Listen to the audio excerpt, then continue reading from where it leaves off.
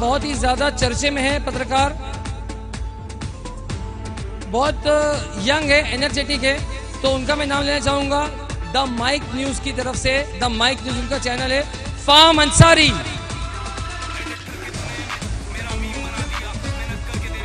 फाहम अंसारी काफी एक्टिव है, ये भी काफी एक्टिव पत्रकार है इलेक्ट्रॉनिक्स मीडिया में। फाहम अंसारी की मैं एक खास बात बता दूं कि ये जब सवाल पूछते हैं तो सामने वाला 2 सेकंड 10 सेकंड के लिए एकदम शॉक हो जाता है कि ये क्या पूछ लिया। तो ये इनकी खास बात है कि इनके जो सवाल रहते हैं वाकई में सदमे में डाल देते हैं लोगों को। तो ये बहुत उसमें बहुत माहिर है सवाल पूछने में। फाहम बहुत बहुत शुक्रिया। एक बात और कि ये पिछले 2 दिनों से हमारा काफ़ी सपोर्ट कर रहे हैं, हमारे चैनल के साथ भी जुड़े हैं फाहम। तो उनका एक और मैं धन्यवाद करना चाहूँगा। Thank you Faham, thank you so much for supporting अस।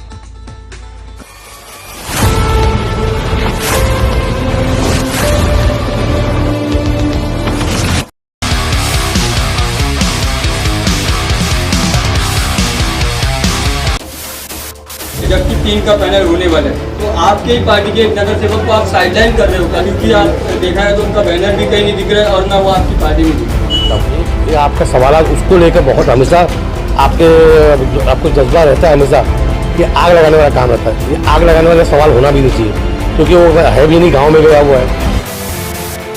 और रशीद भाई एक सवाल और आखिरी कि लोग जो है लून मालिक जो है वो क्रेडिट किसको देना चाहिए? मतलब जैसे आप भी है समाजवादी पार्टी, मैं ये सब बातें नहीं करना चाहता। क्लोजिंग पीरियड का कोई सवाल नहीं है। मैं बहुत साफ साफ ये बात कहना चाहता हूँ। ऐसे जो भी हादसे होते हैं उसमें आपको ऑफिसर कमी देखी। अभी कोई लोग बाहर से कुछ भी बोलते हैं तो मैं तो वो बोल नहीं पाता।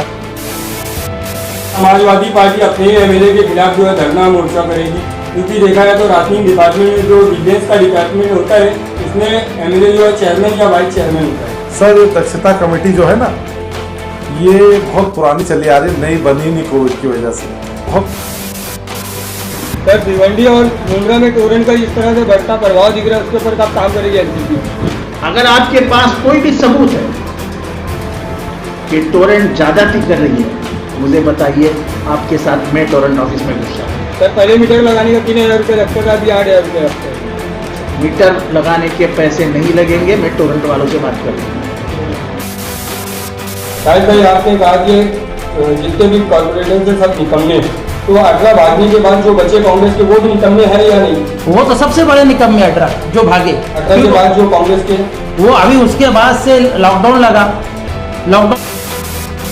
इससे पहले आपने एक आंदोलन किया था ताला लगाओ कॉर्पोरेशन को, उसको लेकर क्या कहना चाहेंगे? उसमें क्या रिजल्ट निकल के आया उसके बारे में देखिए, बिल्कुल पता है। पीटीए इम्प्लीमेंट करने की जब बात आती है तो खाली विजडम में ही क्यों? भिवंडी शहर की और नहीं पूरी जगह की बात कर रहे हैं, पूरी जगह की बात कर रहे हैं।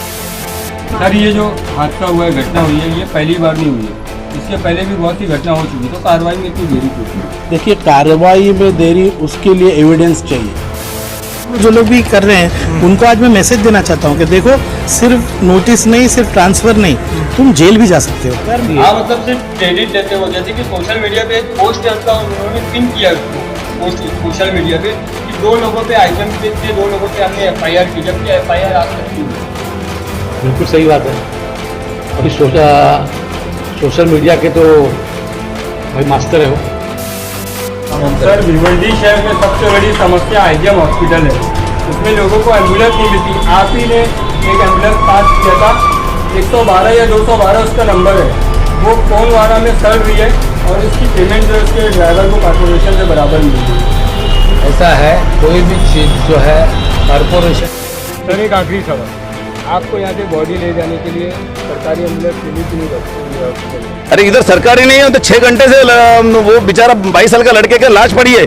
आप क्या बात करते हैं? इधर IGM का मतलब सरकारी एम्बुलेंस मिलने की बात कर रहे हैं। सर अभी आप आश्वासन दे रहे हैं कि IGM पे हम ध्यान देंगे, तो आपके ही सामने अगर सरकारी एम्बुलेंस नहीं मिलती तो फिर आप वो मैं वही बोलना चाहता हूँ ना, सरकार ने अभी ध्यान दिया है, इधर 10 करोड़ रुपए खर्चा कर दिया है।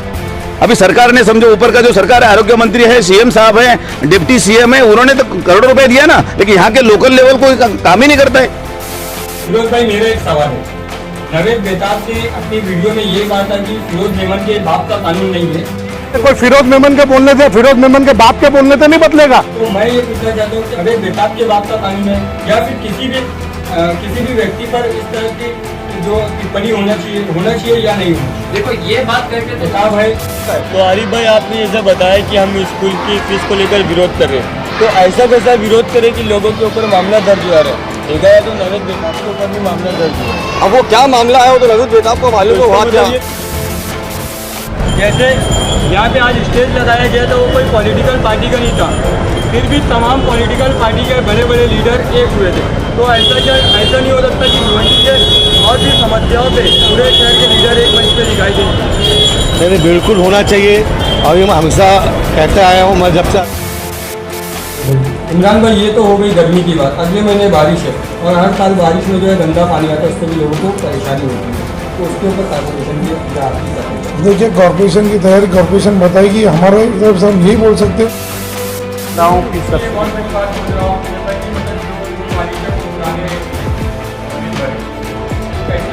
देखना चाहिए। ऐसे मामलों में जो है पार्टी या जो है अब धरना मोर्चा आंदोलन जब कोई चीज़ फैसला नहीं होता है तब किया जाता है, और जब फैसला हमारे जनता के खिलाफ आए। रियाज भाई, एमएलए इलेक्शन में रईस शेख साहब का जो है चुनावी मुद्दा था कि हम टोरेंट की ऑडिट कराएंगे, टोरेंट को भगाएंगे। तो इस बार कॉर्पोरेशन इलेक्शन में क्या मुद्दा होना? भाई, आप जो टोरेंट पे कर रहे हैं, टोरेंट ऑडिट पे गया, ऑडिट भी हुई है उनकी, आप चेक कर सकते हैं। ऑडिट कर तकीर भाई, शहर के विकास को देखते हुए अगर देखा जाए तो क्या एमएलए रईस शेख साहब के दावे खोखले नहीं साबित हो रहे? क्योंकि वो कहते थे हम हेल्थ और एजुकेशन पे काम करेंगे। हेल्थ के बारे में देखा जाए तो आईजीएम आपके सामने, एजुकेशन पे अभी तक के कुछ काम नहीं हुआ, ना टोरेंट की ऑडिट हुई, ना टोरेंट को उन्होंने भगाया। देखो, अब काम हुआ है या नहीं हुआ है, आप सर्वे कर दीजिए। 2 साल हुए आमदार को शहर में आकर, और आप सर्वे करके पता लगा दीजिए काम हुआ है या नहीं हुआ। आप जावेद भाई, शहर में ये भी चर्चा है कि कांग्रेस के बड़े नेता को जो है कांग्रेस पार्टी बेदखल कर रही है, उसके बारे में? बिल्कुल, जो हमारी पार्टी के साथ गद्दारी करेगा उसको हम बेदखल बिल्कुल करेंगे। कौन है वो बड़े नेता, उनका नाम लेंगे? वो बड़े नेता का नाम आपको हमारे अध्यक्ष जी भिवंडी शहर के हैं, वो शो करेंगे। आपको क्या लगता है इलेक्शन के ऐन मौके पर जो है अपने नेता को निकाल दे पार्टी से, इसको लेकर आपको क्या लगता है, क्या कारण है? देखो, रशीद चाचा जो है वो बुजुर्ग बुढ़ी है, समझ गए, और बुजुर्ग बुढ़ी के दिमाग अभी काम कर नहीं कर रहा। वो क्या काम क्या करिए, टोरेंट के पैसे भी काम करी रही है भाई, जो करना है। आपकी महिला अध्यक्ष ने अभी कहा था थोड़ी देर पहले दिल्ली में कि मतलब जो है हम टोरेंट को भगाएंगे, तो क्या क्योंकि हमारी महिला अध्यक्ष ने कहा था यही बात, तो आपने भी कहा? नहीं, मैंने नहीं कहा था। आपने रिकॉर्डिंग निकाल लीजिए, मैं आपको बता रहा हूँ। मैंने आपको हमेशा मिट्टी में मैं बता रहा हूँ, मैंने नहीं कहा है। महिला अध्यक्ष ने कहा है, उनके जज्बात का। देखा जाए तो एनसीपी के माध्यम से शहर में कुछ काम होता हुआ दिखाई नहीं दे रहा। तो जितने भी आपने वादा किया, जो एनसीपी पार्टी ने वादा किया है, तो क्या आने वाले चुनाव से पहले वो सब काम होंगे? आप अगर सच्चे दिल से बोलो कुछ काम नहीं हो रहा है तो मैं मानूं। तो इतने दिनों से गैबी नगर का रोड एक मुद्दा बना हुआ था, अब वो बन रहा है, तो लोगों का ऐसा मानना है कि एमआईएम पार्टी उसमें अड़चन डाल दी है। देखिए, हम हमारे संवैधानिक अधिकार का इस्तेमाल कर रहे हैं। आप एजुकेशन में इतना काम कर रहे हो, भिवंडी शहर में बहुत सी चीज़ें ऐसी हैं, राइट टू एजुकेशन के तहत, आरटीई के तहत एजुकेशन मिलता है, इसके लिए आप क्या करें? ये आज हम लोग हायर एजुकेशन की बात करेंगे, ग्लोबल जो है एडी ग्लोबल की बात करेंगे, उसके बारे में कभी आपको जवाब देंगे। मस्जिद का फंड क्या आपको नहीं लगता कि एजुकेशन जैसी चीज़ों पे लगना चाहिए? क्योंकि जो भी मस्जिद मदरसा जो भी होता है, कब्रस्तान होता है, वहाँ पे 10-20 हज़ार रुपये का काम होता है, और नेता लोग जो है फोटो खिंचा लेते हैं, 2-3 लाख का बता देते हैं। नहीं, कब्रस्तान में काफ़ी लाखों का काम हो रहे हैं, और 10-20 हज़ार का काम नहीं होता, वहाँ पे गलत कर दूँ। आगे में एमआईएम यूथ को लेकर एक हड़कंप मचा हुआ है, जैसे कि आपके यहाँ पे यूथ 2 है। नहीं, ऐसी कोई बात नहीं है। अगर कुछ नाराजगी है तो नाना पटोले जी है, घर में बैठ के आप बात करिए, घर में वो समस्या हल करिए। आप लोगों को बोलते हो कि घर का झगड़ा घर में सुलझाना चाहिए, तो आप देखने वाली बात है कि एनसीपी पार्टी इस पर कितना अमल करती है। 1 साल पहले कैबिनेट मिनिस्टर नवाब मलिक के हाथों इमाम अंसारी का जो एनसीपी में प्रवेश हुआ था, और उसको आपकी महिला अध्यक्ष बोलते हैं कि वो एनसीपी पार्टी करी। देखिए 1 साल पहले तो देखिए अब क्यों लड़ रहे थे, क्या लड़ रहे थे, वो सब जाने दीजिए, एक लंबी बहस है वो। इलेक्शन के टाइम आप अगर एक बड़े नेता को निकालते तो लोगों ने सवाल भी निकालते हैं। आने तना पब्लिक सब देख रही है ना भिवंडी की, आने तना पब्लिक सब देख रही है ना भिवंडी की। रशीद भाई, जावेद जल्दी साहब ने कहा था कि अगर 18 लोग डिस्क्वालीफाई नहीं होंगे तो वो राजनीति छोड़ेंगे। छोड़ दूंगा ना, अभी भी बोलता हूँ, और नहीं होगा तो मैं राजनीति छोड़ दूंगा। क्या लग रहा है, क्या फैसला होगा, डिस्क्वालीफाई होंगे या वो राजनीति? देखिए अगर कितना का क्या नरेश भाई, आपकी निधि से बन रही गैबी नगर साई नगर में जो स्कूल है 62-22 7 करोड़ की निधि से आपके बन रही है, उसमें एक मजदूर की जान चली गई, तो उनको मुआवजा कब मिलेगा? तो मनपा के भ्रष्ट अधिकारियों को आपने देखा होगा कि उसी रात में 12:30 बजे मैंने कमिश्नर को जगाया।